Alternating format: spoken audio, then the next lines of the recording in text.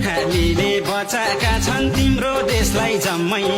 नत्र आज पाकिस्तानमा पर्थ्यो दिल्ली बम्मै कहाँ हाम्रो ढाका टोपी कहाँ तिम्रो धोती ए गोर्खालीको इतिहास हेर भनौँ कति चोटी ए गोर्खालीको इतिहास हेर भनौँ कति चोटी हाम्रो भूमि छोड भारत हाम्रो भूमि छोड